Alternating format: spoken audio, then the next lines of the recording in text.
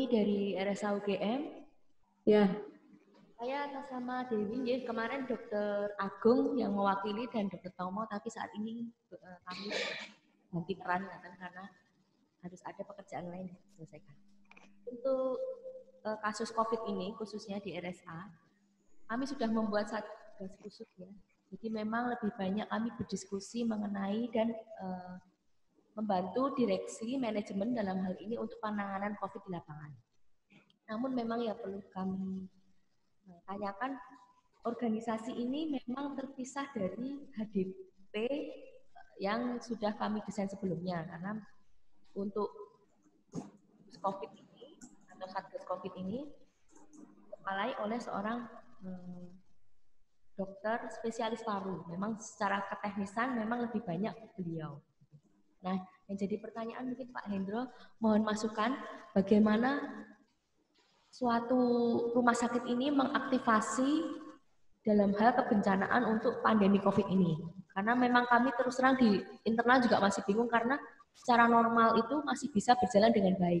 Dengan manajemen yang ada, kemudian segala alur memang sudah kita desain sedemikian rupa, kemudian manajemen logistik kita juga sudah jalan, donasi sudah jalan, kemudian relawan juga kita sudah beberapa kita rekrut, tapi memang untuk mengaktifkan HDP ini yang kita masih kesulitan. Ataukah memang perlu atau tidaknya itu mohon arahan, kan bagaimana Dr. Hendro? Ya. Agak dekat katanya. Ya. Kalau menurut saya sih sekarang ADW-nya sudah aktif. Jadi ADW aktif itu kan tidak perlu SK. Oh iya. Ya paling kan ada apa namanya, ya paling tidak nanti misalnya apa SK-nya itu nyusul itu. Kan tidak perlu kalau bencana nasional itu ya itu harus harus ditetapkan presiden. Tapi kalau di rumah sakit ini pertama itu adalah lisan dulu, terus nanti baru tertulis. Jadi tertulisnya itu berlaku mundur seminggu ya nggak apa-apa. Soalnya tertulisnya itu nanti ada hubungannya dengan SPJ segala macam. Ya, betul. Nanti kalau keluar tunjangan 15 juta untuk dokter per bulan, ngitungnya kapan itu? Nah, biasanya itu kan ngitungnya kalau soal itu ngitungnya biasanya bersama pemerintah, dihitung bareng kalau itu biasanya. Tapi internal sendiri itu walaupun sudah berjalan, sudah ada perintah lisan, tapi nanti harus ada SK-nya. Itu diaktifkan mulai kapan itu? Itu. Nah, bahwa sekarang ini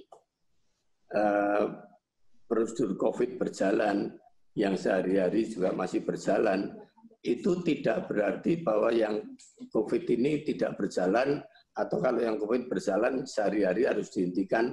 Enggak. Memang salah satu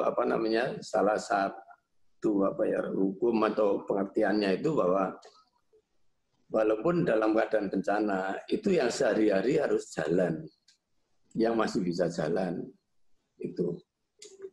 Jadi tetap jalan aja. Jadi yang COVID ya jalan, yang umum ya jalan. Cuman semua itu sudah menyarankan bahwa yang umum itu dibatasi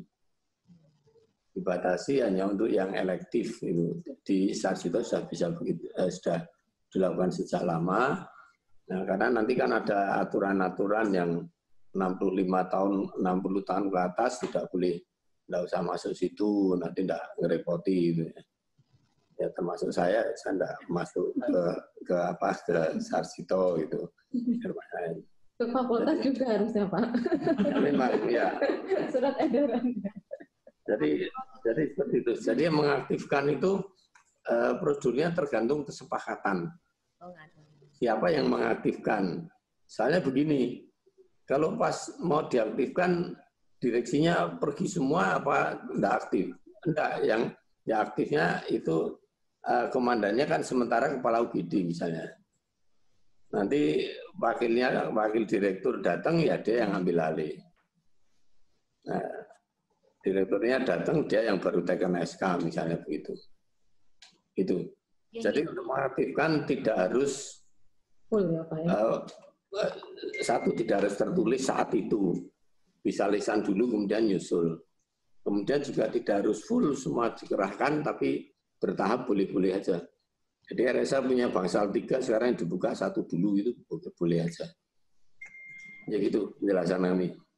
Oke, baik. Menarik juga ini karena ada rumah sakit akademik, ada 2 di sini, Tadulako dan UGM. Boleh di-sharing juga dari UGM terkait fokusnya misalnya untuk sivitas akademik UGM atau seperti apa? Boleh disampaikan? Jadi untuk kasus COVID ini memang kami membuat satgas itu untuk teknis ya, kemudian kami juga ada tim ilmiah. Yang keakademisan juga mempunyai kewajiban untuk melakukan kajian-kajian secara ilmiah maupun penelitian yang melibatkan kolaborasi dari berbagai unit. Jadi seperti mikrobiologi, kemudian dari FKKM saja, kemudian kami juga mengembangkan beberapa alternatif, misalnya disinfektan itu kita menggandeng Fakultas Farmasi, kemudian alatnya Fakultas Teknik. Ya.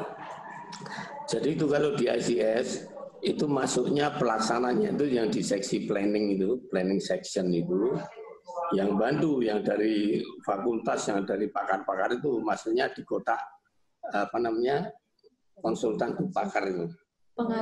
Pengarah advisor itu. Jadi kalau tamu-tamu itu yang punya ilmu itu tempatnya di kotak atas itu yang jadi pembantunya komandan itu. Kan kotaknya 4 ya. yang bantu insiden commander itu. Nah, tapi yang nanti yang melaksanakan itu apa namanya, apakah ini mau pakai APD model baru atau desain nyampur sendiri, kapan mau dipakai itu di planning section itu. Gitu.